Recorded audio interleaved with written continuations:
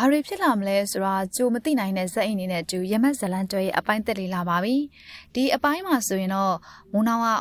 တေသာရင်မဟုတ်ဘူးဆိုပေမဲ့မောင်အရင်လေးလိုမျိုးစွန့်ဆန်ကတကယ်ကိုချစ်ရှာပါတယ်သူပဲကြောင်းထားပေးတယ်ပြီးရင်ကျူရှင်မှာထားလိုက်သေးတယ်နော်သွေးမတော်သားမဆက်ဘူးဆိုပေမဲ့အရန်ချစ်တဲ့အမတယောက်ရထားတာမိုးနောင်လေးအတွက်တော့ဒါအဆူတွေကအကောင်းလို့ပြောရမှာပါရှင်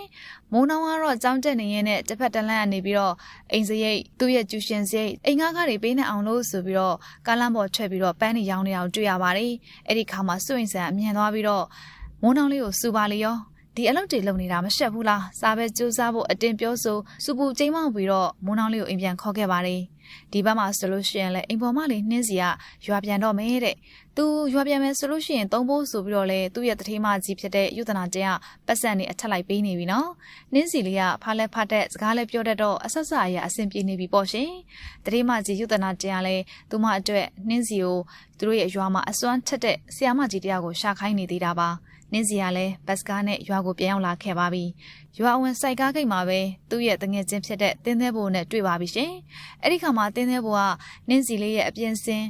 နင်းစီလေးအဆင်ပြေနေတဲ့အနေအထားကိုကြည့်ပြီးတော့မှုန်တင်းလိုက်ကြွေးတာပေါ့။ဒါပေမဲ့နင်းစီကညံ့ပါတယ်။ဒါပေမဲ့လည်းမရပါဘူးတင်းသေးဘိုးကဒီလိုမျိုးတောက်တောက်ပြောင်ပြောင်ဖြစ်နေတဲ့နင်းစီရဲ့အလုပ်ကိုသူကအရန်ကိုစိတ်ဝင်စားနေပြီလေ။အဲ့တော့နင်းစီရဲ့အလုပ်အကြောင်းဆက်စုပြီးတော့မေးမြန်းတော့တာပေါ့။ပြီးတော့လဲနှင်းစီလောက်တဲ့ဒီတတိမကြီးအိမ်မှာသူလည်းအလုပ်လုပ်ချင်တယ်ဆိုပြီးတော့ပူစားပါလေရောစအိမ်ကြီးမှာကလည်းအိမ်ဖော်လို့တော့ကွက်တိဖြစ်သွားတာပေါ့ရှင်နှင်းစီကတော့တင်းသေးဖို့သူမအလုပ်လုပ်နေတဲ့တတိမကြီးအိမ်ကိုခေါ်သွားခဲ့ပါပြီ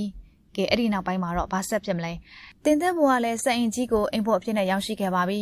အဲ့တော့ကျိန်ထဲမှာအတူတူနေကြတဲ့တင်းသေးဖို့နဲ့ကြော်ထက်အောင်တို့ထိတ်တိုက်တွေ့ကြပါပြီ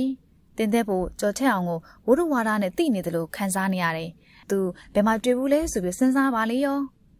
သူမှတ်မိသွားပါပြီရှင်။အဲ့ဒါကတော့အေးမြမိုးရဲ့ပတ်ဆိုင်ထဲကဓာတ်ပုံလေးတစ်ပုံထဲမှာတွေ့ဦးတာပါပဲ။ကဲအဲ့တော့ဘာဆက်ဖြစ်မလဲ။ရမက်ဇလန်တွေကဘာတွေဆက်ဖြစ်မလဲဆိုတာကြိုတင်ခံမှန်းလို့မရနိုင်အောင်ကိုဇက်အိမ်ကကောင်းလွန်နေပါတယ်။အခုလေတင်းသေးဘိုးကကြော်ထွက်အောင်မှတ်မိသွားပြီ။အဲ့တော့ဘာတွေဆက်ဖြစ်ကြမလဲ။ကြော်ထွက်အောင်ရဲ့ตาလေးမိုးနှောင်းရှိတဲ့နေရာကိုတင်းသေးဘိုးကပြောလိုက်မှလား။မိုးနှောင်းလေးအတွက်ကောဒါကဝမ်းသာစရာဖြစ်နေမလား။အဲ့ဒီတော့ဘာတွေဆက်ဖြစ်ကြမလဲဆိုတော့နောက်ထပ်အပိုင်းတစ်လေးမှာတင်ဆက်ပေးသွားမှာဖြစ်လို့စောင့်မျှော်အားပေးပါအောင်ရှင်။